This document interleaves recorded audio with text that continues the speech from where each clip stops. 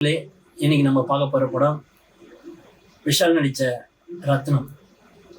நாங்கள் 4-5 பேர் சேர்ந்து தேட்டரில் ரொம்ப கத்தணும், கதவு திறங்கன்னு சொல்லிட்டு கடைசி வரைக்கும் மனசாட்சி இல்லாமல் கதவு திறக்கலை. அப்படி தான் சொல்லணும்.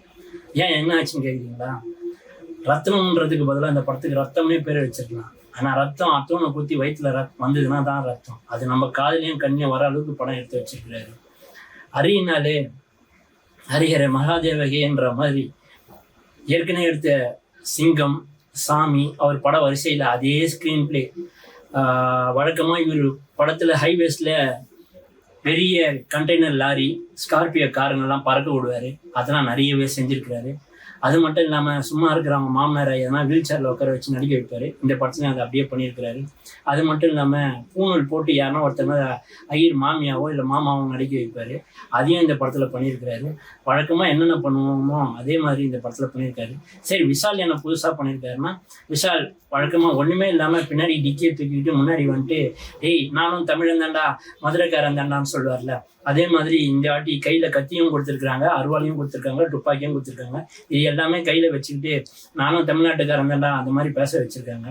கதையில் அவருக்கு லவ் போர்ஷன் எப்படி இருக்குன்னா, அது லவ்வா இல்லை ஜவ்வா அப்படின்ற மாதிரி நம்மளே காண்டாகிற அளவுக்கு இருக்குது. கேட்டால் எங்கள் அம்மா முகத்தோடு இருக்குது அந்த பொண்ணு, அதனால் நான் அந்த பொண்ணை நான் காப்பாற்றணும்னு சொல்லி படம் ஃபுல்லாக அந்த பொண்ணை சும்மா உட்கார வச்சுட்டு அதுக்காக ஒரு 18 ஃபைட்டு பண்ணுறாரு. இந்த ஃபைட்டு ஸ்டண்ட்டு மாஸ்டர்னு இருக்காங்கல்ல, 4 பேர் சேர்ந்து இந்த படத்தை பண்ணியிருக்காங்க. அவங்கவுங்க போர்ஷனுக்கு அவங்கவுங்க ஃபைட்டை அழகாகவே பண்ணியிருக்காங்கன்னு தான் சொல்லணும். இதோட மியூசிக் எனக்கு இந்த படத்தில் ரொம்ப பிடிச்சிருந்தது. ஏன்னா பேக்ரவுண்ட் ஸ்கோரும் அருமையாக இருந்தது. இளையராஜா யூஸ் பண்ணுற மாதிரி ஒரு 7வது ரீலில் வர மியூசிக்கு 5வது ரீல்லையே ஹம்மிங் போடுறது, அந்த பாட்டோட ஹம்மிங்லாம் நல்லா இருந்தது. சில மியூசிக்ஸ்லாம் நல்லாவே பண்ணியிருந்தாரு. அவ்வப்போது டிஎஸ்பி நம்ம சென்னைக்கு வந்துட்டு போகணுன்றது என்னோட ஆசை. புதுசாக இந்த படத்தில் வேற என்ன இருக்குன்னா, அதான் கதை அம்மா மாதிரி இருக்கு அந்த பொண்ணு, அதனால அந்த பொண்ணை காப்பாத்துறாரு. அவங்க அப்பா திருப்பதிக்கும் தமிழ்நாட்டுக்கும், அதாவது திருத்தணிக்கும் திருப்பதிக்கும் நடக்கிற பிரச்சனை, நடுவில் இருக்கிற மக்களோட பிரச்சனை, அது நடுவில் ஒரு நீட் தேர்வு, அவங்க அப்பாவோட ஃப்ளாஷ்பேக்கு, அவங்க அம்மாவை பழி வாங்கினவங்களை திருப்பி பழி வாங்குறது, சமுத்திரக்கனிக்கு விசுவாசமாக இருக்கிறது, மற்றவங்களுக்காகவே வேலை செய்கிற ஒரு நல்ல ஹீரோன்னு தான் சொல்லணும் இவரை. அந்த மாதிரி தான் உள்ளே வந்திருக்கிறாருன்னு சொல்கிறோம். நகைச்சுவைன்னு பார்த்தீங்கன்னா நம்ம யோகி பாபுவும் மொட்டை ராஜேந்திரனும் ஃபர்ஸ்ட் ஹாஃபில் வராங்க. ஓரளவுக்கு சிரிக்கிற தன்மையாகவும் இருந்தது. அதுக்கப்புறம் அவர் அள்ளியில் குத்தி யோகி பாபுவை ஓரம் உட்கார வச்சோடனே படத்தை பார்த்து நம்ம சிரிக்க வேண்டிய நிலைமைக்கு ஆளாயிட்டோம். லாஸ்ட்ல ஒரு சீன் வருது, விஷால் நீயும் ஐயர் பையன் தான் அப்படின்னு தெரிஞ்ச உடனே டக்குன்னு பூனில் எடுத்து அவர் கழுத்துல போட்டுடுறாங்க. அதை பார்த்த உடனே சிரிப்பா இருந்தது. அது வரைக்கும் சீரியஸான போன படம். அதுக்கப்புறம் நீ ஐயரா இருந்தாலும் நீ தேங்காய் வெட்டுறதுக்கும் மாங்காய் வெட்டுறதுக்கும் சொரக்காய் வெட்டுறதுக்கும் பூசணிக்காய் வெட்டுறதுக்கும் கத்தி எடுக்கக்கூடாது, ஆளை வெட்டுறதுக்கு தான்டா கத்தி எடுக்கணும்னு சொல்லி அவங்கள வெட்ட சொல்றாரு. அவங்க அப்படியே தயங்கி நிற்கிறாங்க. கடைசியில நான் எங்க அம்மா அந்த ரத்தத்தை நான் யாரையும் இனிமேல் அறுவடை தொடமாட்டேன்னு சத்தியம் பண்ணிட்டு திருப்பியும் போயிட்டு இவங்க எடுக்க மாட்டாங்களேன்னு சொல்லி அவரே வெட்டுறாரு. இது எந்த லாஜிக்னு புரிய மாட்டுது. அப்புறம் ஹீரோயின் பார்த்தீங்கன்னா லாஸ்டா ஜெயிலுக்கு போற டைம்ல ஹீரோயின் கிட்ட சொல்றாரு, உங்களுக்கு ஆம்பளை குழந்தை பிறந்தா என் பேர் வைமான்ட்டு. ஹீரோயின் ஓடி அப்படியே கட்டி பிடிக்கிறாங்க. இதை நம்ம எப்படி எடுத்துக்கிறதுன்னு தெரியல.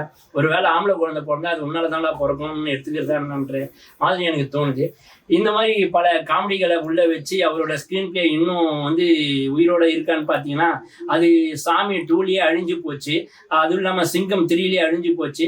இதெல்லாம் தெரிஞ்சு மறுபடியும் விஷால அவர் கூட நடிக்கிறது பரவாயில்ல, புதிய முயற்சி தான் நினைக்கிறோம். ஆனால் இந்த ஸ்கிரீன் பிளேலாம் கொரோனாவுக்கு முன்னாடி எடுத்துருந்தா இந்த படம் ஓடி இருக்கும்.